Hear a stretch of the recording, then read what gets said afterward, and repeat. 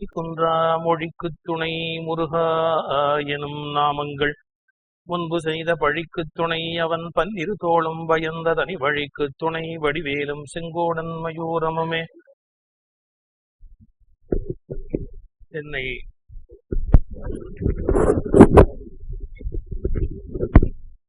என்னை நன்றாக இறைவன் படைத்தனன், தன்னை நன்றாக தமிழ் செய்யுமாறு அருளே உருவான அன்னை பராசக்தனுடைய தனிப்பெரும் கருணையினாலே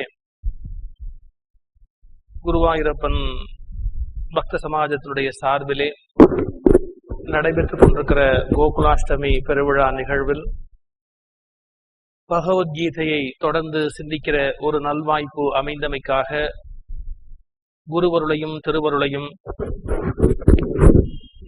அதன் காரணமாக செயற்படுகிற சமாஜத்தை சார்ந்த அன்பர் பெருமக்கள் அனைவரையும், இந்த நிகழ்வை தங்கள் உபயமாக வழங்கியிருக்கிற SA கல்பகம் ஃபவுண்டேஷன் குடும்பத்தை சார்ந்த அன்பர்களையும், இந்த ஒடுக்கத்தூர் மடத்தினுடைய நிர்வாகத்தில் இருக்கிற என் இனிய நண்பர்களையும், வருகை தந்திருக்கிற பெரியோர்களாகிய உங்கள் ஒவ்வொருவரையும், ஒவ்வொருவர் உள்ளத்திலும் சுடர்விடுகிற ஈஸ்வர சைத்தன்யமாகிய இறையொருள் பேரொளியையும் மனப்பூர்வமாக வணங்கி இந்த உரையை தொடங்குகின்றேன். நேற்றைய தினம் பகவத்கீதையில நாம் சிந்தனை செய்கிற போது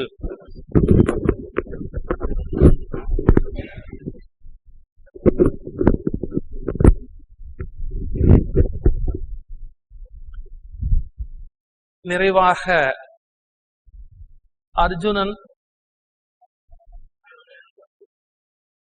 சங்குகள் ஒலிக்கிற போது பீஷ்மருடைய சங்கம் ஒலித்தது என்பதையும், பீஷ்மருக்கு பதிலாக கண்ணபெருமானுடைய பாஞ்சஜன்யம் என்கிற சங்கம் ஒலித்ததையும் சொல்லி, வாழ்க்கை என்பது சவால்களிலே இருந்து விலகி போவது அல்ல, சவால்களை ஏற்றுக்கொள்வது என்பதாக நேற்று நிறைவு செய்தேன். பொதுவாக மனிதர்களுடைய மனோநிலை எப்படின்னு கேட்டா, எந்த விதமான குழப்பங்களோ கஷ்டங்களோ இல்லாதபடி எல்லாத்திலேருந்தும் தப்பிச்சு இருக்கிறது எப்படி? கல்யாண மாலைன்னு ஒரு ப்ரோக்ராம் போறது, அதுல இந்த மாப்பிள்ளை வேணும் பெண் வேணும்னு கேட்கிறவாள்லாம் ஒரு வார்த்தை சொல்லுவா, பிக்கல் பிடுங்கல் இல்லாத குடும்பமா வேணும். எல்லாரும் மண்வெட்டியும் கடப்பாறையுமாவா காத்துட்டு இருக்கா? அதாவது என்ன அபிப்பிராயம்னு கேட்டா, ஒரு வீட்டுக்கு போய் ஏதாவது சிக்கல்ல மாட்டிக்க கூடாது, அப்படி இல்லாத அப்ப என்ன அர்த்தம்? சிக்கல் ஒரு குடும்பத்துல இருந்துடும், நாம அந்த மாதிரி சிக்கல்ல மாட்டிக்க கூடாது. ஆக்சுவலா அந்த பிக்கல் பிடுங்கல்னா என்னன்னா, பிக்கல்னா நாத்தனாரா, பிடுங்கல்னா மாமியாரா? இதெல்லாம் ஒரு அசம்ஷன். ஒரு வீட்டுக்கு போனா இந்த மாதிரியான ப்ராப்ளம்லாம் வரும். நான் கேட்கிறேன், அப்படிலாம் மனுஷா இல்லாத வீடுன்னு ஒண்ணு உண்டா? அது பாசிபிளா? அப்புறம் இன்னும் சில பேர் பாருங்க, அதுல பேசுற போதே சொல்லுவா, என்ன சொல்வாருன்னா, அட்ஜஸ்ட் பண்ணி போற மாதிரி ஒரு ஹஸ்பண்ட் வேணும். ஏன்னா இவ தலைகீழா நடந்தா அவன் தலைகீழா நடக்கணுமா அட்ஜஸ்ட் பண்றதுன்னா? சார், லைஃப் அப்படிங்கிறது it is full of problems. பலவிதமான பிரச்சனைகளும், எதிர்பாராத திருப்பங்களும், எதிர்பாராத குழப்பங்களும், எதிர்பாராத சம்பவங்களும் நிகழ்வுகளும் தான் சுவாரஸ்யமான வாழ்க்கை. அது எப்படி டிவி சீரியல்ல மட்டும் எதிர்பாராத டேர்னிங் வரணும்னு ஆசாசியா அரை மணி நேரம் உட்கார்ந்து இருக்கிறீங்களே, உங்க குடும்பத்துல மட்டும் எதிர்பாராம ஒன்று நடந்துட்டா ஏன் கவலைப்படுறேன்?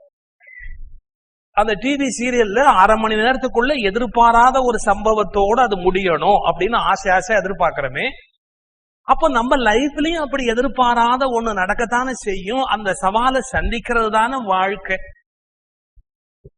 இப்ப நீங்க ராமாயணத்தையே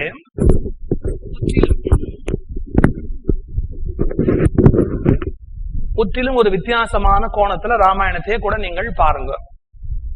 ராமனே எப்படின்னு கேட்டா, ப்ராப்ளம்லாம் ஒன்னும் வேண்டாம், பிரச்சனைகள்லாம் வேண்டாம், பிரச்சனைகள்ல இருந்து விலகி இருக்கலாம் அப்படின்னு நினைக்கிற ஒரு சுவாபம் தான்.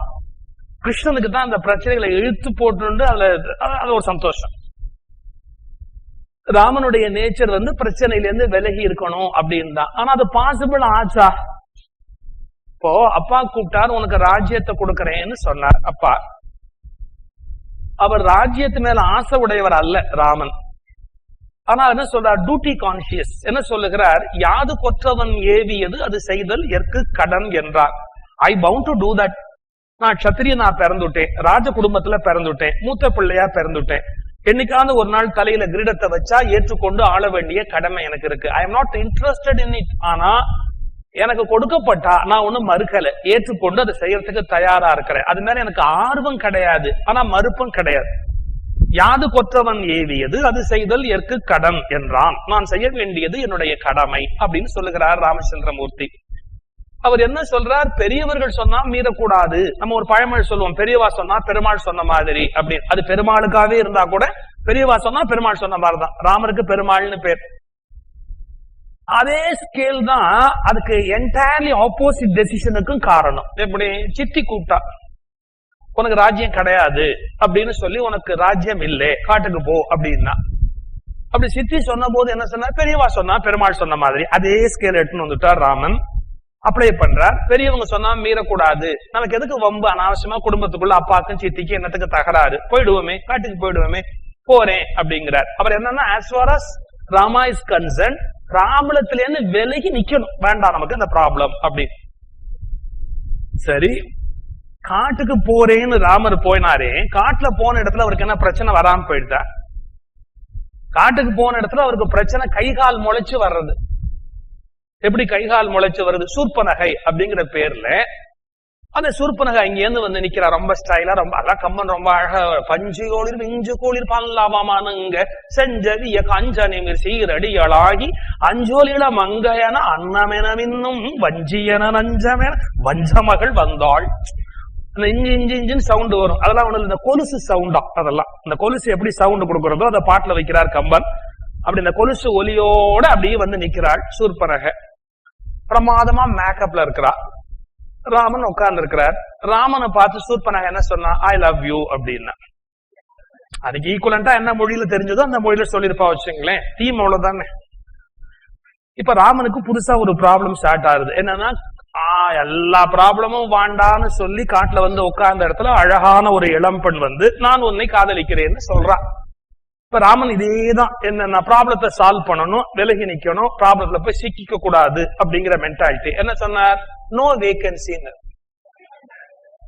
Very simple. நான் சீதையோட வந்திருக்கிறேன், எனக்கு ஏற்கனவே கல்யாணம் ஆயிடுத்து, என் மனைவி பர்ணசாலைக்கு உள்ள இருக்கிறா, நீ என்னதான் ட்ரை பண்ணாலும் நான் உன்னை மேரி பண்ண முடியாது, ஏன்னா இங்க சீத்தை ஏற்கனவே இருக்கிறார். இவ்வளவுதான் ராமனுடைய பதில். Very simple. ப்ராப்ளத்தை அவாய்ட் பண்ணணும் அப்படின்னு. நான் இப்படி சொல்றேன், தப்பா நினைக்காதீங்க. ராமனுக்கு இருந்த இந்த கிளாரிட்டி நம்பால பல பேருக்கு கிடையாது. இந்த மாதிரி யாரானு ப்ரொபோஸ் பண்ணா, சாரி நோ வேகன்சின்னு சொல்வாங்க. ஆபீஸுக்கு போன் பண்ணும், செல் நம்பர் மட்டும் கொடுத்துட்டு, இந்த செல் நானே எடுக்கிற டைம் மார்னிங் 7 to 9, அப்ப கூப்பிடு, இது வேண்டாத வேலை தானே இது. இவன் ப்ராப்ளத்தை வரவழைச்சுக்கிறான், இவனுக்கு இருக்கிற நேச்சர். ஆனா ராமன் வந்து ரொம்ப சிம்பிள், ப்ராப்ளமே வேண்டாம் அப்படின்னு அதை ஓப்பனா என்ன சொல்றார்? சாரி, நான் உன்னை கல்யாணம் பண்ண முடியாது. ஆனா சூர்பனகை விட்டாளா? அவன் அந்த ப்ராப்ளத்தை அதோட நிறுத்துறதுக்கு தயாரா இருந்தாளா? அவன் நினைச்சதை அடையணும்னு நினைக்கிறா, ராமனை கல்யாணம் பண்ணிக்கணும்னு நினைக்கிறா. சீத்தைய ராவணனிடத்துல போய் சொல்லி கடத்தி கொண்டு போக வேணுங்கிற உணர்வை தூண்டுகிறாள். ராவணன் வருகிறான், வந்து சீதா பிராட்டியாரை கடத்தி கொண்டு போகிறார். இப்ப ராமன் முன்னால என்ன? ஒரு சேலஞ்சு தூக்கி எறியப்பட்டது, ஒரு சவால் ராமன் முன்பு வீசப்பட்டது. என்ன? இவ்வளவு நேரம் அப்பா சொன்னார் கேட்டார், அம்மா சொன்னார் கேட்டார். இப்ப அந்த பிரச்சனை வாண்டாமேன்னு சூர்பனகைய சாஃப்டா ஜென்டிலா அந்த ப்ராப்ளத்துல இருந்து அப்படியே இந்த முள்ளுல சேலை விழுந்தா எடுத்துன்னு வெளியே வர மாதிரி பாதுகாப்பா வரணும்னு நினைச்சார். ஏதானும் பலிச்சுதோ? இல்ல. பெரிய ப்ராப்ளம் இப்ப என்னன்னா, மனைவிய ராவணன் கொண்டு போயிட்டான். பெரிய சேலஞ்ச். அப்ப ராமனுடைய சேலஞ்ச் என்ன? நீ உண்மையான ஆண்மகனா இருந்தா வா, வந்து என்னோட சண்டை போட்டு உன் ஒய்ஃபை மீட்டுன்னு போன. இவ்வளவு ப்ராப்ளத்துல இருந்து விலகி விலகி விலகி விலகி போன ராமன் கடைசியில ப்ராப்ளத்துல இருந்து என்டையரா விலக முடிஞ்சதா? அப்ப என்ன அர்த்தம்னா, நீங்கள் பிரச்சனைகளை விட விரும்பினாலும் பிரச்சனைகள் உங்களை விட விரும்புவது இல்லை. இதான் லைஃப். நாம பிரச்சனையிலிருந்து எவ்வளவு விலகி இருக்கணும்னு ஆசைப்பட்டாலும் பிரச்சனைகளுக்கு நாம இல்லாம இருக்க முடியாது. நம்ம யாருக்கும் ஜலதோஷம் வேண்டாம், சார்ஸ் வேண்டாம். ஆனா சார்ஸுக்கு நம்ம மூக்கு வேணும் இல்லையா? ஜலதோஷமும் சார்ஸும் வேற எங்க போய் குடி இருக்கிறது? அது இப்படி பார்க்கனால அழகான மூக்கு, உள்ள போய் உட்காந்துக்கலாம் அப்படின்ட்டு நேரா உள்ள வந்து. உங்களுக்கு வேணா பாக்டீரியா வேண்டாம், உங்களுக்கு வேணா வைரஸ் வேண்டாம், வைரஸும் பாக்டீரியாவும் நமக்கு வேண்டாம். ஆனா பாக்டீரியாவுக்கும் வைரஸுக்கும் நாம இல்லாம இருக்க முடியாது. இது வாழ்க்கையின் யதார்த்தம். ஒரு ஓரளவு சிந்திக்க ஆரம்பித்தவர்கள் ஒரு உண்மையை புரிந்து கொள்ளணும். பிரச்சனைகள் அற்ற வாழ்க்கை என்பது ஒரு மத்தாப்பு கற்பனை. அது ஒருபோதும் சாத்தியம் அல்ல. பிரச்சனைகள் அற்ற வாழ்வு என்பது ஒரு மத்தாப்பு கற்பனை, ஒருபோதும் சாத்தியம் அல்ல. நான் என்னுடைய மனசே மந்திரசாவி புத்தகத்துல எழுதியிருந்தேன், ஒன்னும் வேண்டாம் அப்படின்னு நான் சாமியாரா போறேன்னு ஒருத்தன் சொன்னா கூட அங்க ஒரு பிரச்சனை ஸ்டார்ட் ஆயிடும். என்னன்னா, நீ மொட்டை அடிக்கிற சன்னியாசியா தாடி வளர்க்கிற சன்னியாசியா அப்படின்னு. there is a very big problem before you. நீ அங்கி போடுற சாமியாரா, ஜிப்பா போடுற சாமியாரா, சட்டையே போடாத சாமியாரா, நீ ஆசிரமம் கட்ட போற சாமியாரா, மடம் வச்சுக்க போற சாமியாரா, நீ மடம் வச்சுன்னு கூட செக்ரட்டரின்னு ஒரு லேடி அங்கேயே இருக்க போற சாமியாரா, இல்ல அதெல்லாம் இல்லாத சாமியாரா? So there are so many problems. நீ சன்னியாசியா போயிட்டாப்புல மட்டும் வெளிநாட்டு பணத்தையே குறி வைக்கிற சாமியாரா, உள்நாட்டு பணத்தையே குறி வைக்கிற சாமியாரா? There are so many questions before you. நீ பக்தி யோகத்தை வளர்க்க போறியா, கர்ம யோகத்தை வளர்க்க போறியா, ராஜயோகத்தை வளர்க்க போறியா, நீ என்ன பண்ண போற அப்படின்னு there is a problem. எந்த லெவல்ல யார் எதுல இருந்து விலகி போனாலும், பிரச்சனைகளில் இருந்து மனிதன் விலகினாலும் பிரச்சனைகள் மனிதனை விட்டு விலகாது என்கிற யதார்த்தமான உண்மையை புரிந்து கொண்டால் கீதையை புரிந்து கொண்டோம் என்று பொருள். வேடிக்கையான கதை சொல்வா, ஆத்துல வெள்ளம் அடிச்சுன்னு போயிட்டு இருந்தது, பெரிய வெள்ளம் ஆத்துல. அப்போ ஒரு பையன் பார்த்தா அந்த சிக்கன் விட்டான், தப்பிக்கிறதுக்கு வழி தெரியல, என்னடா பண்றன்னு பார்த்தான். கருப்பா முஷி முஷின்னு என்னமோ ஒண்ணு போச்சு, இதை பிடிச்சா நாம தப்பிச்சு விடலாம்னு அதை பிடிச்சுன்னு அவன் பாட்டுக்கு போயிட்டே இருந்தான். ஒரு 3/4 மணி நேரம் ஆன உடனே கரையில இருந்து ஒரு பையன் கத்துனான், அட பாவி நீ எதை பிடிச்சிருக்க தெரியுமா? கரடிடா. அது திடீர்னு உன்னை கொன்னே போட்டுடும், தயவு செய்து அதை விட்டு விடுறான்னா. அவன் சொன்னான், நான் அதை விட்டு 1/2 மணி நேரம் ஆச்சு, இப்ப அதுதான் நீந்தறதுக்கு வழி தெரியாம என்ன விடாம இறுக்கி பிடிச்சுட்டு இருக்கு, என்ன பண்ண சொல்றேன்? அப்ப ஆற்று வெள்ளத்துல கரடியை விடத்துக்கு இவன் தயாரா இருந்தாலும் கரடி இவனை விடத்துக்கு தயாரா இல்லை. நீங்கள் பிரச்சனைகளை விட தயாராக இருந்தாலும் பிரச்சனைகள் உங்களை விட தயாராக இல்லை. இந்த யதார்த்தமான உண்மை. சவால்கள் வருகிற போது ஓடி ஒளிய முடியாது, சந்திப்பதற்கு பழகவும். சரி, what is the problem? Come on tell me, what is the problem? என்ன ப்ராப்ளம் சொல்லு. அதை என்கிட்ட சொல்லாத, நான் கோயில் போயிட்டு வந்துடுறேன், நான் எங்கேயானு போயிடுறேன், நான் எந்த இடத்துல ஓடி போயிடுறேன், நான் வேணா திருச்சிக்கு போயிடுறேன், நான் வேணா மதுரைக்கு போயிடுறேன். மதுரைக்கு போனா என்ன ப்ராப்ளம் வராதா? சோ மனிதர்கள் எஸ்கேபிசம், தப்பித்து ஓட விரும்புகிறார்களே ஒழிய சவால்களை சந்திப்பதில்லை. கீதையை இந்த கோணத்துல பார்க்கணும். பீஷ்மர் விடுத்தது சங்கோலி அல்ல, அது ஒரு சவால். கண்ணன் விடுத்தது சங்கோலி அல்ல, அந்த சவாலை சந்திப்பதற்கான மன துணிவு. Yes, I ready to accept your challenge.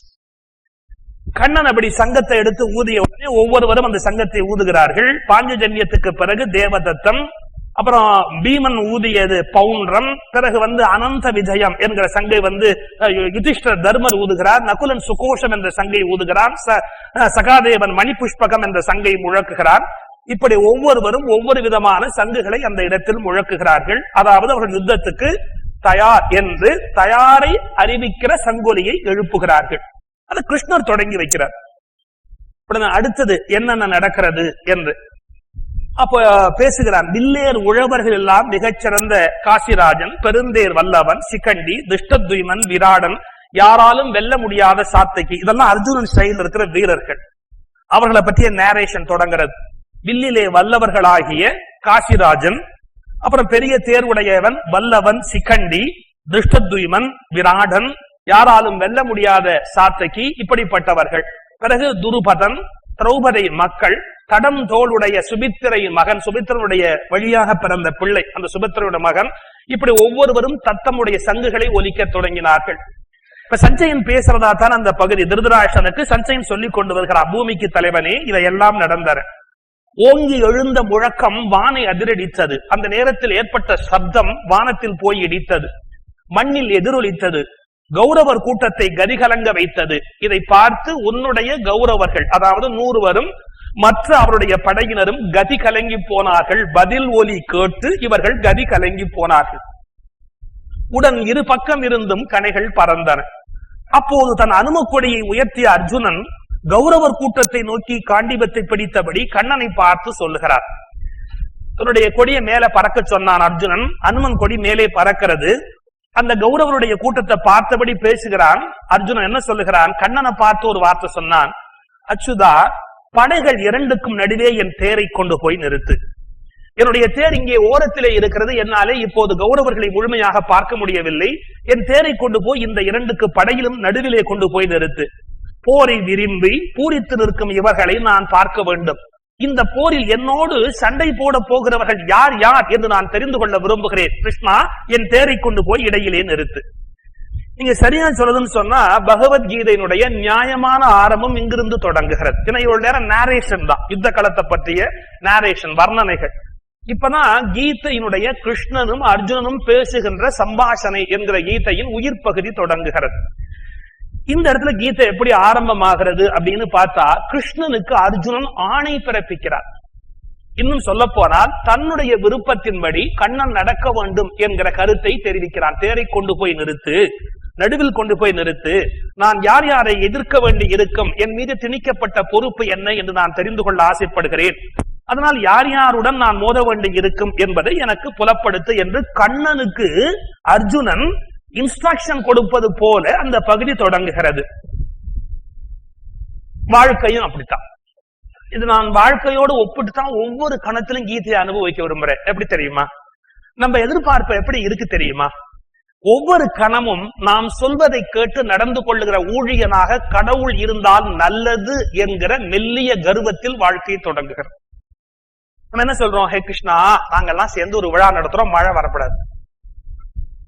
மழை என்பது சகல கோடி ஜீவர்களுக்காகவும் அருளப்பட்ட ஒன்று. நாம நடத்துற ஒரு விழாவுக்காக மழை வரப்படாதா? எனக்கு கூட சில சாமியார்கள் வரலாறு படிக்கும் போது ஆச்சரியா இருக்கும். அவருடைய பர்த்டே கொண்டாடுறதா இருந்தாங்க, மழை கொட்டுறதா இருந்தது, வெளியில வந்து வானத்தை பார்த்து கையை காமிச்சாரு, மழை நின்று போயிடுத்து அப்படின்னா, அங்க எத்தனை விவசாயி காத்திருந்தானோ, எத்தனை பேர் விதை போட்டு காத்திருந்தானோ, எத்தனை பேர் கடன் வாங்கி விதை போட்டு இது விளைஞ்சு வளரணும்னு காத்திருந்தானோ, ஒரு சாமியாருடைய பர்த்டேயை விட ஒரு விவசாயியின் வீட்டு அடுப்பு எரிதல் மிக முக்கியம் இல்லையா? நாம் என்ன நினைக்கிறோம்? நம்முடைய சின்ன சின்ன சின்ன ஆசைகளுக்காக உலகத்தின் நெடிய இயக்கங்கள் தடை செய்யப்பட வேண்டும் என்று விரும்பவில்லையா? எப்படின்னா நம்ம சௌரியப்படி எல்லாம் நடந்தா பரவாயில்ல. சார், ஒரு நாள் ரயிலுக்கு நம்ம லேட்டா போறோம், என்ன சொல்றோம்? பகவானே, ரயில் லேட்டா வந்தா பரவாயில்ல. அதுல உட்கார்ந்து இருக்கிற 1.5 லட்சம் பேர் இழிச்சவாயனா?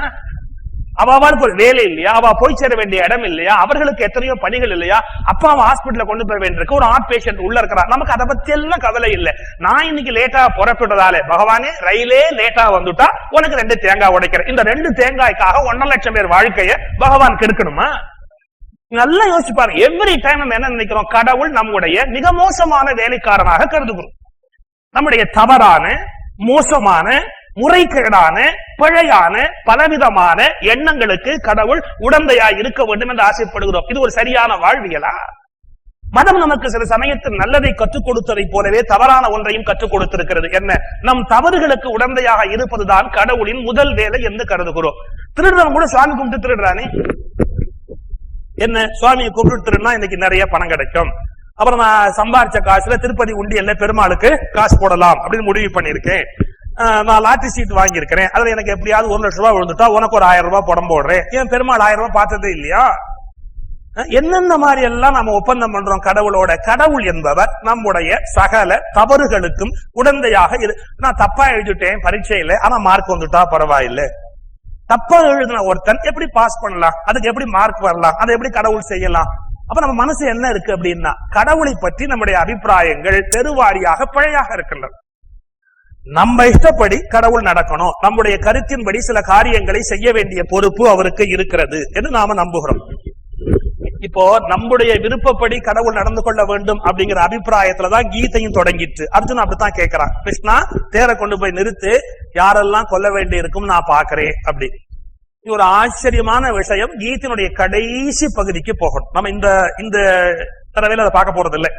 நம்ம வந்து கர்மயோகத்தை மையப்படுத்தி தி எசன்ஸ் ஆஃப் கீதா, கர்மயோகம் அப்படிங்கறதா இந்த சொற்பொழிவினுடைய நோக்கம். சோ கீதையினுடைய நிறைவு பகுதியில ஒரு இடம் வரும். அப்ப அர்ஜுனன் கடைசியா கிருஷ்ணனை பார்த்து சொல்லுவான், என்ன சொல்லுவான்? கிருஷ்ணா, நீ என்னென்னமோ சொல்லிட்ட, நீ நிறைய எக்ஸ்பிளனேஷன் எல்லாம் கொடுத்துட்ட, அதெல்லாம் சரி, இப்ப நான் ரொம்ப குழம்பி போயிருக்கிறேன், எனக்கு ஒன்னே ஒண்ணு சொல்லு, என்ன இப்ப நான் என்ன பண்ணணும்னு சொல், இப்ப நான் என்ன பண்ணணும் அப்படின்னு சொல். அப்ப பகவான் சொல்வான், காண்டிபத்தேடு, சண்டையை போடு, இதனுடைய எல்லா பாவ புண்ணியங்களையும் என் தலைமையில வச்சுட்டு நீ இந்த காரியத்தை செய், முடிஞ்சு போச்சா? முடிஞ்சு போச்சு. காண்டிபத்தை கையில எடுத்தா யுத்தத்துக்கு போயிட்டான் அர்ஜுன்.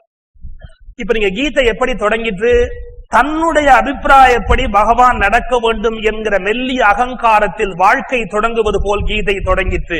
ஞானம் என்பது என்னன்னா பகவானுடைய சங்கல்பத்தின்படிதான் நாம் நடக்க முடியும் என்ற தெளிவோடு வாழ்க்கை முடிவடைகிறது, கீதையும் முடிவடைகிறது. எல்லாமே இறைவனுடைய திட்டத்தின்படிதான் நாம் நடக்க முடியுமே ஒழிய நம்முடைய திட்டத்தின்படி இறைவன் நடத்த வேண்டிய வேலை நம்முடைய வேலை அல்ல. அவனுடைய நெடிய இயக்கம், பிரபஞ்சத்தினுடைய மிகப்பெரிய இயக்கம் எப்படி திட்டமிடப்பட்டிருக்கிறதோ அதன் வழியில் நடந்து போவதுதான் நம்முடைய வேலையாக இருக்க முடியுமே ஒழிய நம்முடைய விருப்பத்தின்படி பகவான் நடக்க வேண்டிய எந்த விதமான கட்டாயமும் இல்லை. இன்னும் சொல்ல போனால் நம்முடைய அபிப்பிராயம் எப்படி பகவான் நடக்க தொடங்குகிற போது மேலும் மேலும் நாம் சிக்கலுக்கு உள்ளாகும்.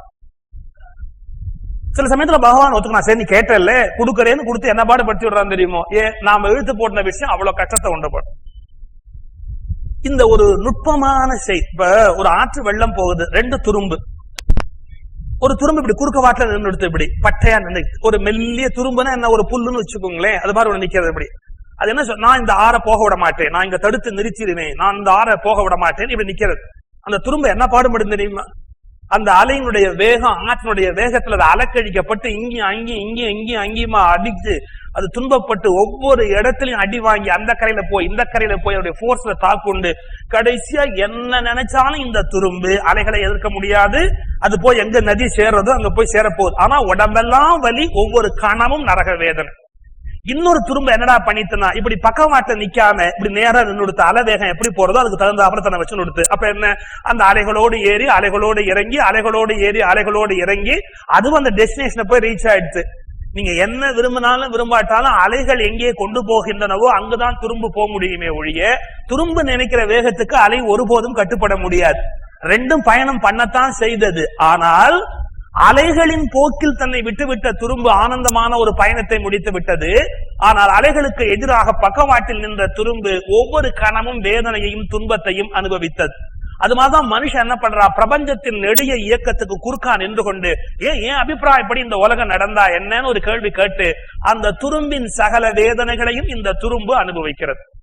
அலையின் போக்கின்படி விட்டுவிட்ட ஒரு துரும்பை போல இறைவனுடைய போக்கின்படி தன்னை அனுமதித்து விட்டவர்கள் அதோடு சேர்ந்து பயணம் செய்து அடைய வேண்டிய நிறைவை அடைகிறார்கள். எந்த விதமான துன்பமோ வலியோ வேதனையோ இல்லாமல் போய் சேர்கிறார். இப்ப முதல்ல அர்ஜுனன் அந்த பக்கவாட்ட நின்ன துரும்பு மாதிரிதான் நின்னா, கொஞ்ச நேரம் நின்னா, நான் நினைச்சபடி இதெல்லாம் நடந்தா என்ன அப்படின்னு நினைக்கிறான். இப்பதான் அந்த அகங்காரம் முழிச்சிருக்கு அவனுக்குள்ள, மெல்லி அந்த அகங்காரம் முழிச்சிருக்கு. நாம சொல்றத பகவான் கேட்டா என்ன, கொண்டு போய் நிறுத்து அப்படின்னா. நான் யார் யாரோட சண்டையிட வேண்டும் என்பதை அறிந்து கொள்ள விரும்புகிறேன். இப்போ யுத்தத்துக்கு தயாராத்தான் அவனுடைய மனோநிலை இருக்கிறது. யுத்தம் செய்ய வேண்டும் என்கிற ஒரு ஆவேசம், ஒரு வேகம் அவனுக்குள்ளே இருக்கிறது.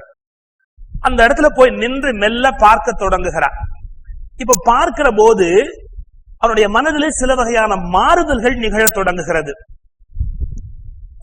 ஒரு முக்கியமான விஷயம், இந்த மாறுதல் அவனுக்குள்ள எப்படி தோன்ற ஆரம்பித்தது, ஏன் தோன்ற ஆரம்பித்தது? நேரா போனா பார்த்தா யுத்தத்தை ஆரம்பிக்க வேண்டியதானே. இந்த இடத்துலதான் அர்ஜுனன் கொஞ்சம் வித்தியாசப்படுறான். என்ன, ஒரு துரியோதனனுக்கு இருப்பது போன்ற ஒரு யுத்த வெறி அவனுக்குள்ள இல்லை.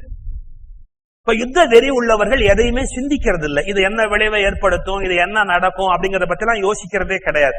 ஆனா அர்ஜுனன் யோசிக்க தெரியாதவன் அல்ல, யோசிக்க தெரிந்தவன், சிந்திக்க தெரிந்தவன்.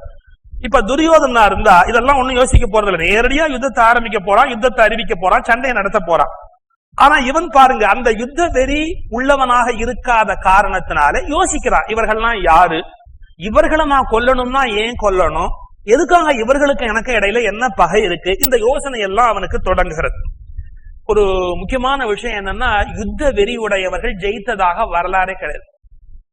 யுத்த வெறி உடையவர்கள் ஜெயித்ததாக வரலாறே கிடையாது. ஏன்னா என்ன ஏதுன்னு சிந்திக்காம அப்படியே யுத்தத்துக்குள்ள இறங்குறான். அப்ப அந்த அவ்வளவு ஆவேசமும் அவனுடைய அந்த யுத்தத்துல விரயமாக போய் விடுகிறது. வெற்றிக்கான வழிமுறைகள் என்ன என்று அவனுக்கு தெரிவது இல்லை. ஆனா அர்ஜுனன் அப்படி இல்லை, நிதானமா அடியெடுத்து வைக்கக்கூடிய ஒரு சிறந்த மனிதனுக்குரிய லட்சணங்கள் அர்ஜுனனுக்குள்ளே இருக்கின்றன. அதனால கொஞ்சம் தன்னுடைய செயல் அவன் சாட்சி பாவத்தோடு ஒதுங்கி நின்று பார்க்கிறான். இதை நீங்க எப்படி யோசிக்கணும் அப்படின்னா, நம்முடைய வாழ்க்கையில கூட பல செயல்களை நம்ம சாட்சி மாத்திரமா பார்க்கறதுக்கு பழகணும். இப்ப நான் பேசுறேன் அப்படின்னா, நான் பேசும்போதே எனக்குள்ள இருந்து ஒரு பர்சனாலிட்டி ஸ்பீச் ஆகி வெளியே போய் நின்று நான் என்ன பேசுறேங்கிறத வாட்ச் பண்ணணும். இங்க பெருவாரியான ஸ்பீக்கர்ஸ் சக்சஸ்ஃபுல்லா இல்லாததுக்கு காரணம் என்னன்னா, பேசுகிற போது அவங்க பேசுறவங்களா மட்டுமே இருந்துடுறா. பேசுகிறவர்கள் சாட்சி மாத்திரமா போய் நின்னுட்டா நாம பேசுறது நிஜமாவே மக்களுக்கு பயனுண்டா, பயனில்லாத வார்த்தை இப்ப சொல்லிட்டு இருக்கோமா, இதை வேற மாற்றி சொல்லலாமா அப்படின்னு பேசுகிற போதே பேசுவதை விமர்சிக்கிற சாட்சி மாத்திரமாக ஒன்றாகவும் நாம் நின்று கொண்டு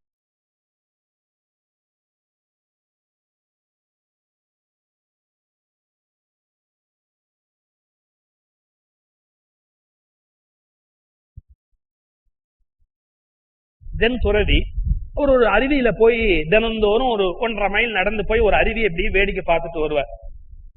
அவர் போற வழியில ஒரு பெரிய பங்களா, அந்த பங்களால வாசல்ல ஒரு காவல்காரர் இருந்தா. அந்த காவல்காரன் டெய்லி இந்த சாமியார் போறதை பார்த்தோன்னா அவர் பின்னாடியே போவான். அவர் என்ன பண்றாரு பாப்போன்னு அவர் பின்னாடியே போவான். அவர் போய் நின்று அந்த அருவியை வெறிக்க 1 மணி நேரம் பார்த்துட்டு அப்புறமா இங்கேன்னு திரும்பி வருவார் இந்த சாமியார்.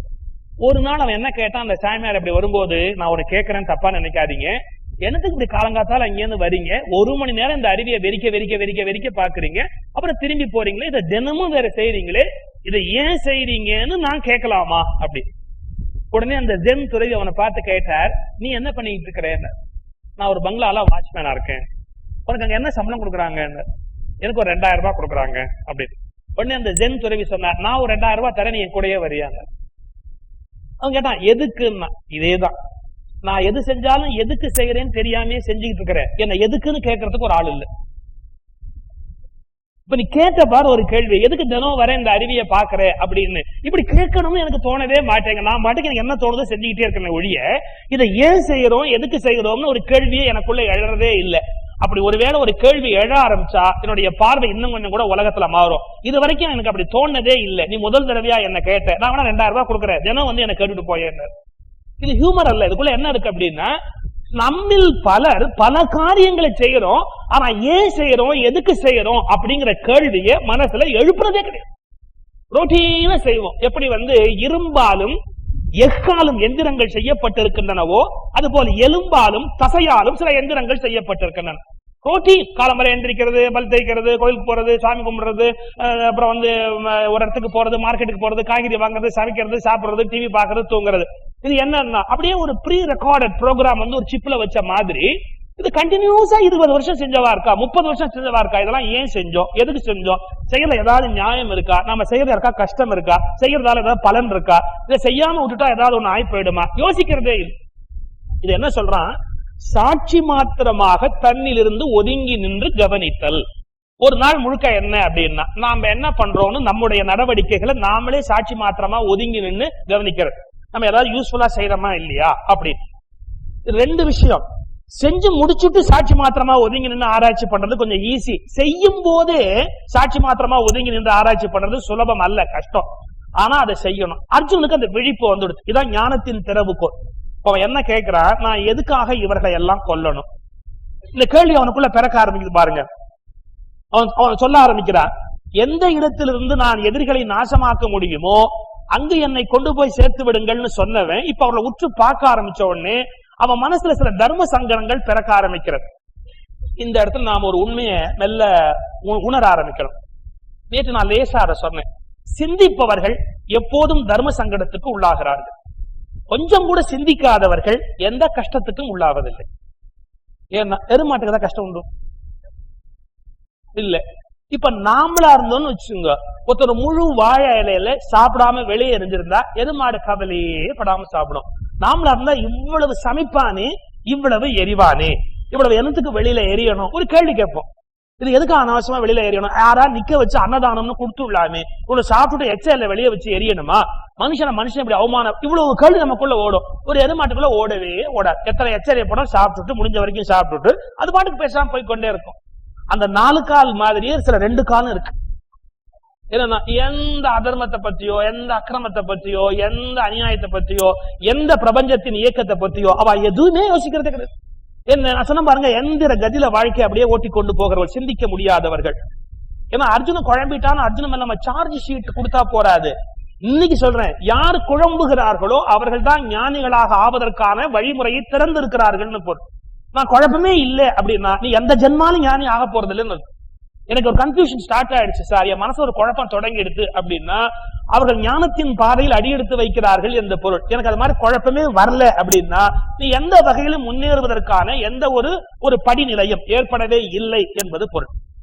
இப்போ சிந்திக்கிறவன் சிந்தித்ததால் அவனுக்கு என்ன தோன்றுகிறது? இப்ப நாம செய்ய போற செயல் சரியா சரியில்லையா, இந்த செயலை செய்யணுமா வேண்டாமா, இந்த யுத்தத்துல நேரா இறங்கிவிட்டா அது எவ்வளவு பெரிய விளைவை ஏற்படுத்தும், நாம் இந்த காரியத்தை செய்யாம இருந்தா என்ன, எப்படி யோசிக்கிறான் பாருங்க. இந்த செயல் செய்யப்பட வேண்டியதா? முதல் விஷயம், இந்த செயல் செய்யப்பட வேண்டியதா? 2, அது என்னால் செய்யப்பட வேண்டியதா? ஏன் நான் தான் இதை செய்யணுமா, வேற யாரும் இந்த காரியம் செய்யக்கூடாதா, நான் ஏன் செஞ்சு இந்த சிக்கல்ல மாட்டிக்கணும்? இந்த செயல் செய்யப்பட வேண்டியதா, அதாவது யுத்தம் நடக்க வேண்டியதா, அந்த யுத்தத்தை அர்ஜுனாகிய நான் நடத்த வேண்டிய கட்டாயம் இருக்கிறதா? அப்படி நடத்தினால் பாவங்கள் என்னை தொடராதா?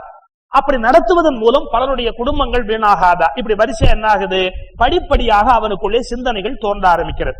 இப்ப நாம கேட்போம், அப்ப கிருஷ்ணனுக்கு இதெல்லாம் தோணவே இல்லையே, கிருஷ்ணன் அப்போ இதெல்லாம் தோன்றாமையே யுத்தத்தை ஈடுபடுத்துகிறாரா? இல்லை. இது எப்படின்னா, மனுஷன் ஒரு ரெண்டும் கட்டான். இவன் மிருகமும் இல்ல கடவுளும் இல்லை, மிருகமும் கடவுளும் கலந்த காம்பினேஷன். ஏன்னா 8ல இருந்து 8-10 வரைக்கும் ஞானியா இருப்பான், 8-12க்கு கொலை பண்ணுவான். ஏன்னா 8ல இருந்து 8-10 இவ்வளவு யோகியனா இருந்தியே தெரியாம இருந்துட்டேன். 8-12க்கு எப்படிதான் கொலை பண்ணினேன் தெரியல, எனக்கு கொலை பண்ண ஒரு ஆவேசம் கொலை பண்ணிட்டேன் அப்படிங்கிறான். சரி 8-12க்கு கொலை பண்ணிட்டானே, அப்புறம் என்ன, ஒண்ணு ஜெயில வச்சா வாழ்நாள் முழுக்க அழுதுட்டே இருக்க. ஏன் அழணும், கொலை பண்ணிட்டேன்ல, ஆமா மரண தண்டனை வாங்கிட்டு போக வேண்டியதானே. இல்ல நான் தெரியாம பண்ணிட்டேன், எனக்கு தோணவே இல்லை, பண்ணது தப்புன்னு இப்ப தோன்றது. இப்ப இதுக்கு என்ன முடிவு இருக்கு? ஒரு நிமிஷம் இவன் கடவுளா இருக்கான், ஒரு நிமிஷம் இவன் மிருகமா இருக்கான். இவன் மனுஷங்கிறவன் என்னன்னா பாலம், ரெண்டையும் இணைக்கிற பாலம். எது ரெண்டையும்? மிருகத்தையும் கடவுளையும் இணைக்கிற பாலம். ஒரு பெரிய உண்மை சொல்றான் பாருங்க, என்னன்னா பாலம் என்பது கடக்க வேண்டிய இடமே ஒழிய அதில் ஒருபோதும் வாழ முடியாது. யாராவது பிரிட்ஜ்ல வீடு கட்டி வாழ முடியுமா? இந்த பக்கம் ஒரு ஊர் இருக்கு, அந்த பக்கம் ஒரு ஊர் இருக்கு, நடுவுல ஆறு போறது, ஒரு பிரிட்ஜ் போட்டிருந்தா இங்க இருந்து புறப்பட்டா பிரிட்ஜ்ல வேகமா போய் அந்த ஊருக்கு போயிடணும், இல்ல அந்த ஊர்ல இருந்து புறப்பட்டா பிரிட்ஜ்ல ஏறி இங்க வந்துடணும். நல்ல பிரிட்ஜ்லயே ஒரு வீடு கட்டி பங்களா கட்டி நான் குடியிருக்கிறேன், பிரிட்ஜ்ல எப்படி வீடு கட்டி குடியிருக்க முடியும்? அப்போ விலங்கு என்பது ஒரு எல்லை, கடவுள் என்பது ஒரு எல்லை, மனுஷங்கிறது பிரிட்ஜ். நாம ரொம்ப நாளைக்கு மனுஷனா இருக்க முடியாது, ஒண்ணு டக்குன்னு விலங்காயிடணும், திரும்ப ப்ராப்ளமே கிடையாது, பேசாம இருக்கலாம். இல்ல டக்குன்னு கடவுள் ஆயிடணும், அப்பவும் ப்ராப்ளமே கிடையாது. ஏன், எல்லா ப்ராப்ளத்தையும் ஜெயிச்சு மேல வந்துட்டோம். விலங்குல என்னன்னா எந்த ப்ராப்ளத்துக்கும் குற்ற உணர்வுங்கிறதே நமக்கு கிடையவே கிடையாது. இத மகாகவி பாரதி ஒரு பாட்டுல சொல்றார், மோகத்தை கொன்று விடு அல்லால் என் மூச்சை நிறுத்திவிடு, தேகத்தை சாய்த்து விடு இதை அல்லால் இதை செத்த உடலாக்கு, சிந்தை தெளிவாக்கு அல்லால் இதை செத்த உடலாக்கு. பாரதியாருடைய வார்த்தை, சிந்தை தெளிவாக்கு அல்லால் இதை செத்த உடலாக்கு. இது என்ன சொல்றாரு எப்படின்னா, மோகம், காமம், கோபம், உணர்ச்சி வசப்படுற நிலை, இதெல்லாம் விலங்குக்கு எப்படி இருக்கோ அப்படிதான் நமக்கு இருக்கு. அதெல்லாம் பயாலஜிக்கலா பார்த்தா நம்ம ஒரு விலங்கு தான், ஒரு விலங்குக்குரிய எல்லா குணங்களும் நமக்கு அப்படியே இருக்கு. ஆனா ஒரு பெரிய ஆச்சரியம் பாருங்க, என்னன்னா விலங்கு தப்பு பண்ணிட்டு அப்புறம் உட்கார்ந்து வருத்தப்படுறது இல்லை. ஐயோ நான் தெரியாம தப்பா நடந்துட்டேன் அப்படின்னு ஒண்ணு விலங்கு வருத்தப்படுறதே இல்லை. அப்ப அது என்ன பண்ணும், ஒரு தப்பே பண்ணிட்டா கூட அந்த தப்புக்கா வருந்துறதே இல்லை, விலங்கு பாட்டுக்கு அப்படியே போயிட்டே இருக்கும். நாம ஒரு தப்பு பண்ணிட்டு நிம்மதியா இருப்போமோ, சே இவ்வளவு பெரிய தப்பு பண்ணிட்டோம், ஆமா தப்பு பண்ணிட்டோம், தப்பே பண்ணக்கூடாது, சரி தப்பே பண்ணக்கூடாதுன்னு சொன்னமே, அப்படியே கடவுள் ஆயிடுவோமோ, ஆக மாட்டோம். மறுநாள் புதுசா என்ன தப்பு பண்ணலாம்னு யோசிப்போம். நான் எங்கேயாவது நான் ஏதாவது கற்பனையா சொல்றேன்னு பாருங்க, என்னன்னா நம்ம நேற்றுக்கு ஒரு தப்பு பண்ணிட்டோம், அந்த தப்புக்கு வருந்தும் போதே நாளைக்கு புதுசா ஒரு தப்பு பண்ணலாங்கிற எண்ணம் நமக்கு வராம இருக்கா? அதான் சொன்னா, விலங்க பொறுத்தளவுல அந்த செக்ஸ்ங்கிற ப்ராப்ளம் கூட பயாலாஜிக்கல் நீட் அப்படின்னா, அது உடலியல் தேவை அப்படின்னா பயாலாஜிக்கல் நீட். ஆனா மனுஷனை பொறுத்த அளவுல செக்ஸ்ங்கிறது என்னன்னா இட் இஸ் சைக்கலாஜிக்கல் அர்ஜுன். அது வெறும் பயாலாஜிக்கல் நீடு விலங்க பொறுத்த அளவுல, மனுஷனை பொறுத்த அளவுல இட் இஸ் சைக்கலாஜிக்கல் அர்ஜ். ரெண்டு வித்தியாசம் பாருங்க. அதனால விலங்கு எப்படின்னா உடம்போட காரியம் முடிஞ்சு போயிடுது, எந்த தப்பு சரி என்பதெல்லாம் அது கூட பெரிய மனசாட்சி எல்லாம் கிடையாது. மனுஷனுக்கு அப்படி இல்லை, நான் அப்படி ஒரு தப்பு பண்ணிட்டேனே, நான் அப்படி ஒரு தப்பு பண்ணிட்டேனே, நான் அப்படி ஒரு தப்பு பண்ணிட்டேனே, இவனால் நிம்மதியா இருக்கவே முடியாது. சரி நிம்மதியா இருக்க முடியல, தப்பு பண்ணிட்டல, திருந்து வாழலாம் இல்லையான்னா அதுவும் கிடையாது. இதான பெரிய சிக்கல். இப்ப பாருங்க, இது எப்படி சொல்லலாம்னா, உணர்ச்சி அப்படின்னு ஒரு நிலை, எமோஷனல் பார்ட், இன்னொன்னு இன்டலெக்சுவல் பார்ட். அது என்ன சொல்றா, புத்தி அப்படிங்கிறா. எமோஷனல் பார்ட்ட மனம் அப்படிங்கிறா. நம்ம லைஃபே எப்படின்னா மனசுக்கும் புத்திக்கும் இடையில நடக்கிற போராட்டம் தான். கடவுள் என்ன பண்ணிட்டா, நம்மள படைக்கிற போதே மனம்னு ஒண்ணு கொடுத்துட்டார். அது வந்து நிறைய உணர்ச்சி வசப்படுறது. சாப்பிடு, இத பார்த்தா சாப்பிடு, விட்டுடாது, பிரமாதமா இருக்கு சாப்பிடு அப்படின்னு. ஆனா அறிவு என்ன சொல்லும், சாப்பிடாதே, இதை சாப்பிட்டவும் 10 பேர் போயிட்டான், நீ எதுக்கு அனாவசியமா 11வது ஆளா போற. மனசு சொல்லும் 10ஓட 11 அத்தோட இது ஒண்ணு சாப்பிடு. ஏன் அது போறோமோ இல்லையோ, சாப்பிட்டு விடுறோம் இல்லையோ, அந்த அனுபவம் உலகத்துல வேற எங்கேயாவது கிடைக்குமா? சாப்பிடு. எது? மனசு. நான் ஒன்னும் ரொம்ப விவரமா சொல்ல வேண்டாம், என்னைக்குமே புத்தி ஜெயிச்சதா வரலாறே கிடையாது. மனசுதான் ஜெயிச்சிருக்கு. மனசு தப்பு பண்ணும். தப்பு பண்ணி முடிச்சதுக்கு அப்புறம் என்னன்னா, நமக்கு மறுநாள் புத்தி உட்கார்ந்து சொல்லணும்.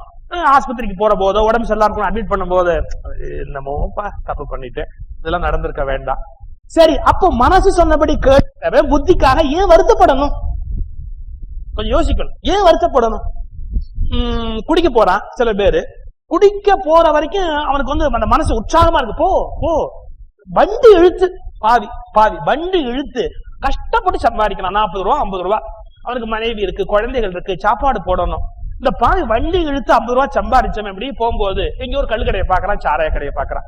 எங்க ஊர்ல அதுக்கு எழுதி போட்டிருக்க போர்டே அட்ராக்டிவா எழுதுவான். இது சாராய கடைன்னு எழுத மாட்டான், இதுதான் சாராய கடை. அது நீ வேற என்னமோ ஏதோ நினைச்சுக்கிட்டு போயிடாது அப்படின்னு அதுக்கு ஒரு இதுதான் சாராய கடை. அது சில சாராய கடையில தலைகீழா வேற எழுதியிருப்பான். ஏன்டா, குடிச்சுட்டு தலைகீழா உருண்டாலும் அவனுக்கு போர்டு தெரியணும் அப்படின்னு தலைகீழா வேற எழுதி வச்சிருக்கான். இந்த 50 ரூபாயோட உள்ள போவா. உள்ள போகும்போது அறிவு சொல்லும், வனம்டா பாவி, உன்னை நம்பி பொண்டாட்டி புள்ள இருக்கா, இப்படி உள்ள போனேன்னா பணம் வீணா போயிடும், போகாத போகாத போகாது. மனசு இழுத்தும் உழைச்ச கலைச்ச உள்ள போ. அப்புறம் என்ன, குப்பையில வாரி போட்ட மாதிரி குடிச்சு விட்டு பையன் தெருவுல கிடக்குறான். யாரோ அள்ளி கொண்டு போய் வீட்டுல சேர்க்கிறான். வீட்டுல போன உடனே அப்படியே கிடக்குறான், பொட்ல மாதிரி கிடக்குறான், மாம்ச பொட்ல மாதிரி அப்படியே கிடக்குறான். காலம்பரை எழுந்திரிச்சு அப்படியே ஒரு மாதிரி உட்கார்ந்து இருப்பான். ஒய்ஃப் கோவமா பாப்பா. ஏழை அடுப்பு பத்த வச்சு என்னத்தையோ குழந்தைகளுக்கு என்னமோ பண்ணணும், எரிக்கிற மாதிரி நான் பாப்பேன். அப்ப மெதுவா சொல்லுவான், தப்புதான், குடிக்க கூடாதுதான், உன் மேல சத்தியம், இன்னில இருந்து குடிக்க மாட்டேன். அவ ஒரு வார்த்தை சொல்ல பாருங்க, நீயும் உன் சத்தியம் இது வரைக்கும் 100 தடவை பண்ணிட்ட, உன்னை நம்பி நான் என்னத்தை கண்டேன், ஏன் இப்படி எல்லாம் பண்ற? அப்படி ஒரு காப்பியை கொண்டாந்து வைப்பா. அவன் உழைச்சி சேர்த்த காசுல ஒரு காப்பியை கொண்டாந்து வைப்பா. சத்தியம் உன் பேர்ல குடிக்க மாட்டேன் அப்படிமா. எப்போ? காலம்பரை 6 மணிக்கு, சாயங்காலம் 6 மணிக்கு மறுபடியும் உள்ள போயிட்டான்.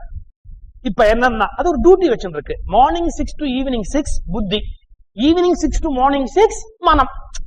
அதாவது ஒரு டைம் ஷெட்யூல் போட்டிருக்கு, டியூட்டி பார்த்து வேலை பாக்குற மாதிரி. ஈவினிங் 6 to மார்னிங் 6 வந்து மனசு வேலை பாக்குறது, மார்னிங் 6 to ஈவினிங் 6 புத்தி வேலை பாக்குறது. 6 மணி அடிச்சோட புத்தி அப்படியே மூட்டை கட்டின்னு போயிடும், மனசு அது இஷ்டத்துக்கு ஆட ஆரம்பிச்சிடும். இது என்ன சொல்றான், இந்த மனசுன்னு ஒண்ணு இல்லைன்னு வச்சுங்க, நம்ம அப்படியே ஒழுக்கமா நேர்மையா நல்லா இருந்துடுவோம்.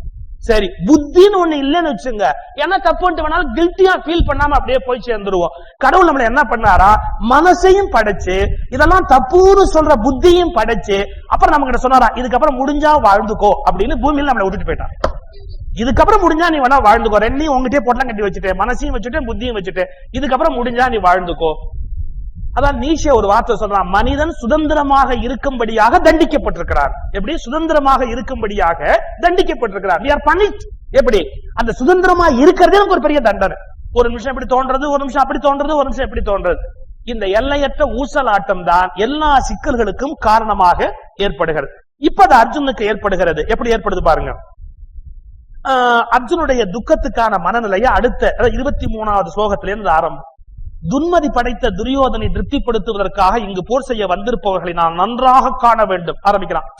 நான் யாரெல்லாம் துரியோதனை திருப்திப்படுறதுக்காக இங்க சண்டைக்கு வந்திருக்கிறார்கள் அவர்களை எல்லாம் பார்க்க வேண்டும் அப்படின்னு தொடங்கினான். சஞ்சயன் மேலும் சொல்ல தொடங்கினான், கேள் பாரத தேசத்தின் பெருவேந்தனே, இது திருதராஷ்டிரனை குறிச்சது.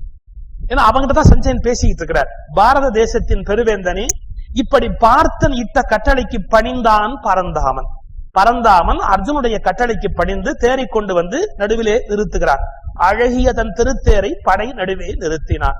எதிரே பீஷ்மர், அருகே துரோணர் மற்றும் கூடியிருந்த வேந்தர்கள் அனைவருக்கும் எதிரே தேரை நிறுத்திய கண்ணன், அர்ஜுனா அர்ஜுனா, இங்கு திரண்டு நிற்கும் கௌரவர்களை பார், இங்கு திரண்டு நிற்கும் கௌரவர்களை பார் என்று அறிமுகப்படுத்தினார். பார்த்தன் அவர்களை பார்த்தார். பார்த்தன் அவர்களை பார்த்தார். என் தந்தையர்கள் நிற்கின்றார்கள், வில்லும் கையுமாய் என் பாட்டனார் நிற்கின்றார். குருமார்களுடைய கூட்டம் இவர்கள் எனவும் எனக்கு வில்லை பிடிப்பதற்கு கற்றுக் கொடுத்த குருமார்களுடைய கூட்டம், என் மாத்துடைய அணிவகுப்பு, என்ன எல்லாம் என்னுடைய ரிலேஷன்ஸ். பல வகையான திருமணத்தால் ஏற்பட்ட உறவு, திருமணத்துக்கு முன்பு ஏற்பட்ட உறவு என்று உறவினர்கள், மாற்றுலர் அணிவகுப்பு, அணி அணியாக அண்ணன் தம்பிகள், மக்கள், பேரர், தோழர்கள், இவருடைய வரிசை அல்லவா பார்க்கிறேன். பார்த்தன் இருபுறமும் பார்த்தார். 2 சேனைகளிலும் மாமன்மார், உறவினர்கள், நண்பர்கள். பார்த்தன் உடலம் வேர்த்தான். உடம்பு வேர்க்க தொடங்குகிறது அர்ஜுனனுக்கு. அந்த குந்தியின் செல்வம் குழப்பமுற்று குமுறி வரும் துயரத்தோடு கோவிந்தனை பார்த்து, கண்ணா, போர் செய்ய திரண்டு நிற்கும் இந்த சுற்றத்தாரை பார்க்கிற போது சோர்வுறும் எனது அங்கம், என் உடம்பு சோர்ந்து போய்விட்டது கண்ணா, என் வாய் உளறுகிறது, துயரத்தாலே என் வாய் உளரத் தொடங்குகிறது கண்ணா, என் உடம்பில் இருந்து வேர்வை பெருக்கெடுத்து ஓடுகிறது, வேர்வையில் நடுங்கும் மேனி, எனக்கு உடம்பெல்லாம் சிலிர்க்கிறது கண்ணா, என் கையில் இருந்து காண்டீபம் நழுவுகின்றது, என் மேனி காந்துகின்றது. காந்துதுன்னா தக தக தக தகன என் உடம்பு எரியுதுன்னா. இப்போ அவனுக்கு துக்கம் எப்படி ஏற்பட்டது, எதனாலே ஏற்பட்டது, எப்படியெல்லாம் அந்த மாறுதல் நிகழ்ந்தது என்பதை மெல்ல மெல்ல வர்ணிக்க தொடங்குகிறார். ஒரு கேள்வி. இப்ப இந்த யுத்த காலத்துல எதிரில் இருக்கிறவர்கள் அவன் என்ன ஆங்கிள் பார்த்தான், இவர் என் பாட்டனார், இவர் என்னுடைய குருமார், இவர் என்னுடைய தோழர்கள், இவர்கள் என்னுடைய உறவினர்கள், இவர்கள் அனைவரும் எனக்கு வேண்டிய நண்பர்கள், என்னுடைய வழித்தோன்றல்களாக வந்தவர்கள். இப்போ கொஞ்சம் கஷ்டமான விஷயம் என்ன சொல்லணும். நீங்க நடுநிலைமையோடு ஒரு காரியத்தை நடந்து கொள்ளுகிற போது நமக்கு வேண்டியவர்கள் வேண்டாதவர்கள்ங்கிறத பார்க்க கூடாது. இன்னைக்கு நல்லா யோசிச்சு பாருங்க, இந்தியா ஏன் கெட்டு போறது? ஒரு கவர்மெண்ட் ஆபீஸ்ல ஒரு ஃபைல் மூவ் பண்ண வேண்டியிருக்கு. என்ன சொல்றான் முதல் வார்த்தை, நம்ம கட்சிக்காரனா இருந்தா அவனுக்கு சாதகமா ஆர்டர் போடும், நம்ம கட்சிக்காரன் இல்லைன்னா அவன் என்ன லெட்டர் கொடுத்தாலும் மதிக்காது. இதானே அவன் கேட்டிருக்கிற அந்த ரிக்வஸ்ட் என்னவோ அதை மதிச்சு ஆர்டர் போடணும் யாருமே சொல்லல. அவன் நம்ம கட்சிக்காரனா இருந்தா இந்த முடிவு சொல்லு, நம்ம கட்சிக்காரன் இல்லாம வேற கட்சிக்காரனா இருந்தா அவனுக்கு நீ எதுவும் செய்யாது.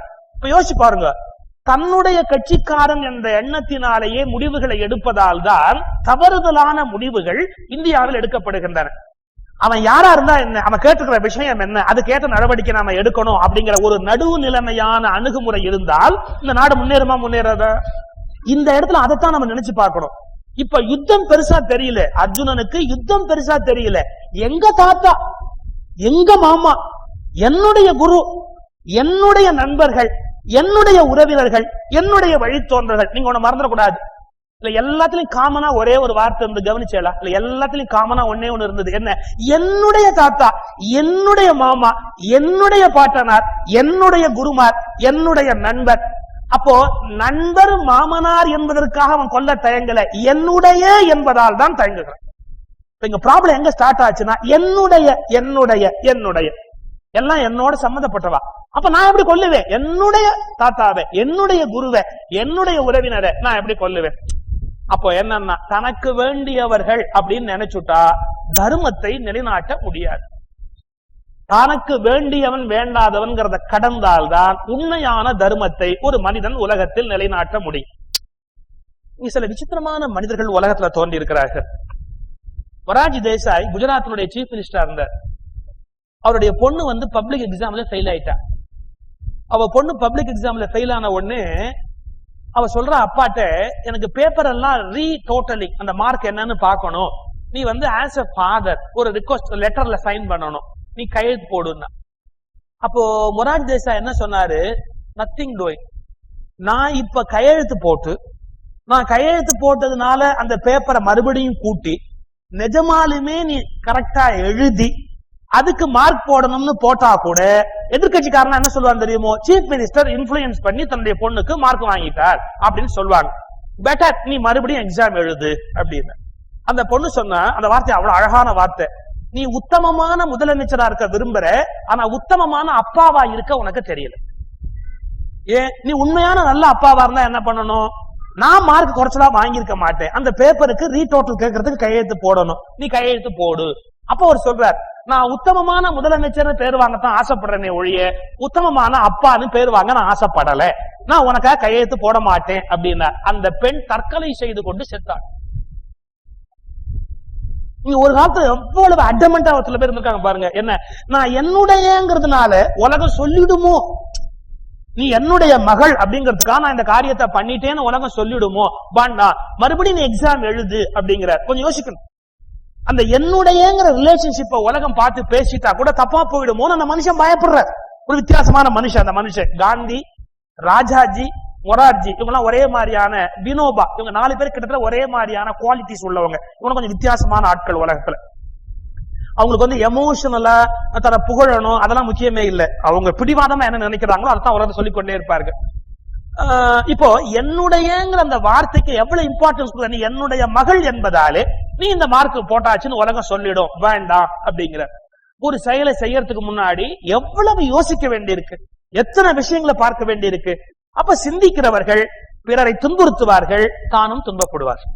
இப்ப அந்த மகளை துன்புறுத்திட்டார், வாழ்க்கையில ஒரு பெரிய அளவுக்கு துன்புறுத்திட்டார். ஒரு சிந்திக்காத சுயநலமான மனுஷனா இருந்தா என்ன, யார் உனக்கு கம்மியா மார்க் போட்டான் கூப்பிடு அந்த வாத்தியாரு, அவன் இனிமே அந்த ஊர்லயே இருக்க முடியாது, அவனை ஒழிச்சிடு, டிரான்ஸ்பர் பண்ணு. நீங்க அப்படியே உலகத்துல நடக்காமையா இருக்கு, உலகத்துல நடக்காமையா இருக்கு, அது ஒரு பக்கம் நடந்துகிட்டு தான் இருக்கு. அப்ப என்ன சொல்றான், மனிதர்கள் 2 வகை. மிருகங்களைப் போல சுயநலமாக இருப்பவர்கள் என்பவர்கள் ஒரு வகை, மிருக நிலையை தாண்டி சிந்திக்க பழகிவிட்டவர்கள் இன்னொரு நிலை.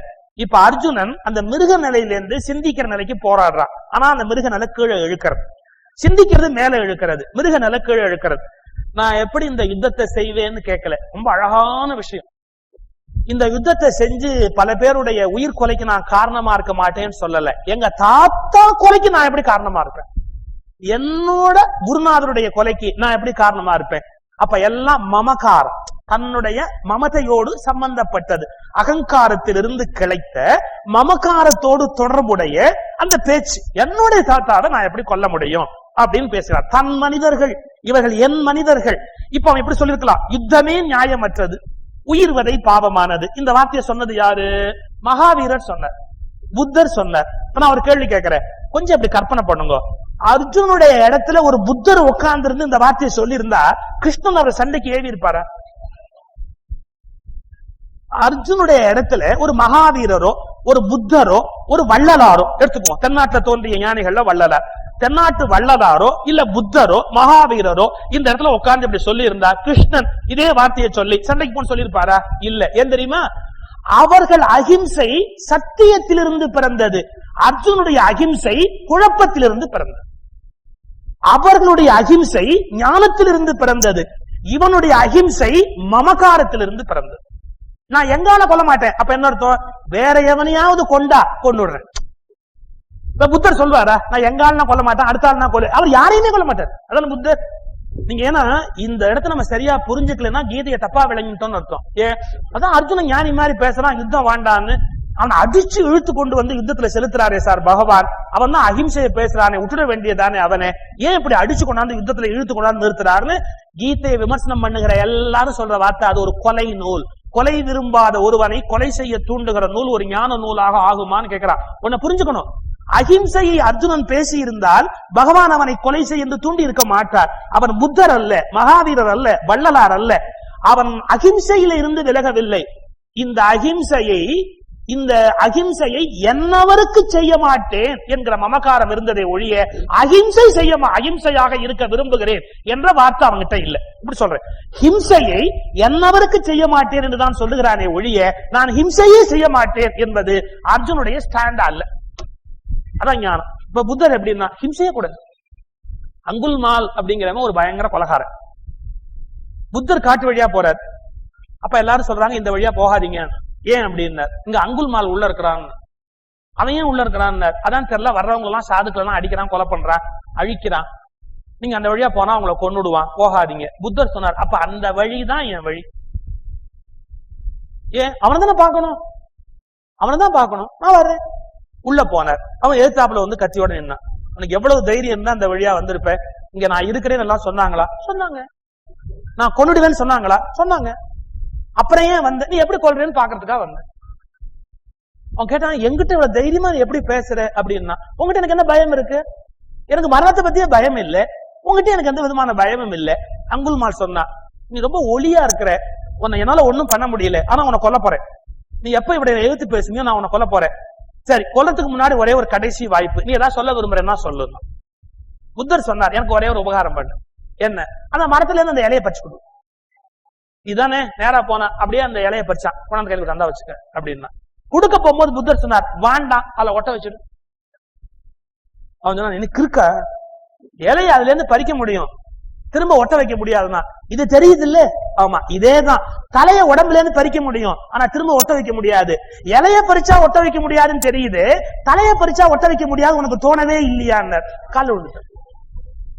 நீ ஒருத்தரை கொல்றது ஒண்ணும் பெரிய விஷயம் இல்ல, ஆரவனா கொல்லலாம், ஆனா ஒருத்தரையாவது உன்னால உருவாக்க முடியுமோ? கொல்லுவது ஒரு பெரிய காரியமே அல்ல. ஆரவனா நீ கொல்லலாம், ஆனா ஒன்னையாவது உன்னால உருவாக்க முடியுமோ? முடியாது.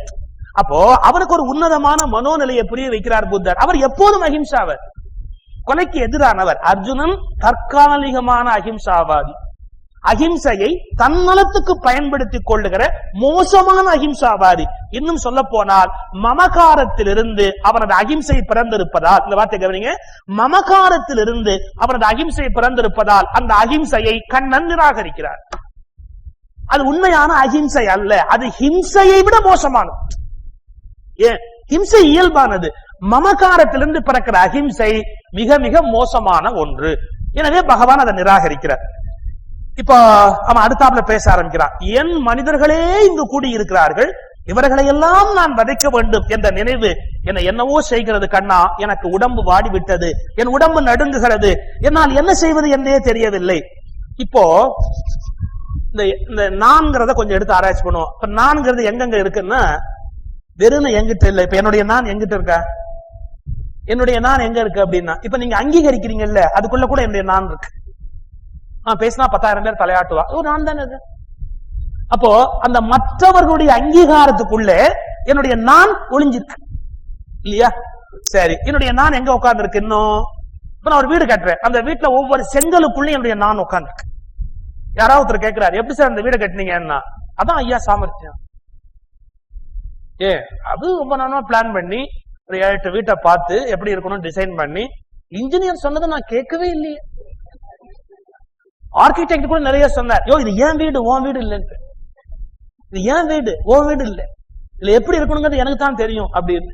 ஒய்ஃப் கூட சொன்னாலே இதெல்லாம் அங்க இருக்கப்படாது, நான் கேட்கலையே. அப்ப என்னுடைய நான் எங்க இருக்கு? ஒவ்வொரு செங்கல்லையும் இருக்கு. அடுத்தது நான் எங்க இருக்கு?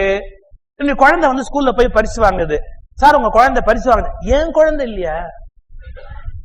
ஏன் குழந்தை இல்லையா? அவ பேசுறதுல என்ன ஆச்சரியம் இருக்கு? என்னுடைய நான் அந்த குழந்தையோடு இருக்கு. அப்புறம் அவர்கள் பெருமை, அவர்கள் புகழ், அவர்களுடைய ஆனந்தம் எல்லாத்திலும் தான் நான் இருக்கு. நான் எதுக்கா இது இவ்வளவு டெவலப் பண்ணி சொல்றேன்னா, இப்ப அர்ஜுனுடைய நான் எங்கடா இருக்குன்னா, அந்த நான் தான் பீஷ்மரை அவன் கொல்லாமல் இருப்பதன் மூலம் பீஷ்மரால் புகழப்பட முடியும் என்ற எண்ணத்தில் அந்த நான் இருக்கிறது. குருவாகிய துரோணரை கொல்ல மாட்டேன் என்று தான் மறுப்பது துரோணருக்கு தெரிந்தால் தன் மீது அவர் அதிகமான மரியாதை காட்டக்கூடும் என்ற எண்ணத்தில் ஒளிந்திருக்கிறது. அந்த நண்பர்களை எல்லாம் நான் மன்னித்து விட்டு விட்டேன், கொல்லவில்லை என்றால் அர்ஜுனன் மேன்மையானவன் என்று அவர்கள் பாராட்டப் போகிறார்களே, அந்த பாராட்டுக்குள் அர்ஜுனனுடைய நான் ஒளிந்திருக்கிறது. எனவே இது ஞானம் அல்ல, அகங்காரத்தின் மொத்த உருவம். இது ஞானத்தை நோக்கிய ஒரு பயணம் அல்ல, அகங்காரத்தை நோக்கிய ஒட்டுமொத்தமான வீழ்ச்சி. இப்ப அதைத்தான் சொல்றான். பீஷ்மர, துரோணர, கிருப்பர எல்லாரையும் காமிச்சு, அதுல எல்லாம் நான் இருக்கிறேன். கொன்னா யார கொல்றேன்? என்னுடைய நானை கொன்னுடுறேன். அதுக்கப்புறம் என்னால திருப்தியா இருக்க முடியாது. என்னுடைய நான் அது ஒவ்வொன்றையும் ஒளிஞ்சிருக்கு, அதெல்லாம் கொண்டுட்டேன். சரி, இன்னும் கொஞ்சம் யோசிப்போமே. இப்ப நான் எங்க இருக்கிறேன்? என் தாய்கிட்ட நான் கொஞ்சம் இருக்கிறேன், எங்க அப்பாட்ட நான் கொஞ்சம் இருக்கிறேன், என்னுடைய பிள்ளைகிட்ட நான் கொஞ்சம் இருக்கிறேன், என் நண்பர்கள்ட்ட கொஞ்சம் நான் இருக்கிறேன். அதான் இப்ப நான் தனியாவா இருக்கிறேன், என்னுடைய நண்பர்கள்ட்ட ஒரு பகுதி இருக்கு, என்னுடைய நான் இருக்கேன்னு. சார் சுகி சிவமா எப்ப ஹோட்டலுக்கு போனாலும் அவர் செலவு பண்ணுவார்னு அவ சொன்னான்னு வச்சுங்க, திருப்தி தானே. எப்ப போனாலும் பர்ஸை எடுக்க விட மாட்டார் சார், அவரே செலவு பண்ணுவார்னா அது சந்தோஷம் தான். நண்பர்களுக்கு மத்தியில் நம்ம எப்படி இருக்கிறோம் அப்படிங்கிறது. குழந்தைகள்லாம் சொல்ல வச்சுக்கோ, அப்பா என்ன கடலை வாங்கி கொடுத்துருவா, அப்படி ஒரு ஈனாவானா? ஈனாவானான்னு லிச்ச வாயினாலும் ஒண்ணுதான், இந்திய வாக்காளர்னாலும் ஒண்ணுதான், எல்லாம் ஒண்ணுதான். குழந்தைகள் சொல்லு, அப்பா எது கேட்டாலும் உடனே அப்படியே வாங்கி கொடுத்துருவார் அப்படின்னா, அப்பா எது கேட்டாலும் வாங்கி கொடுத்துருவாருங்கிற பாராட்டில் நான் உயிரோடு இருக்கிறேன்.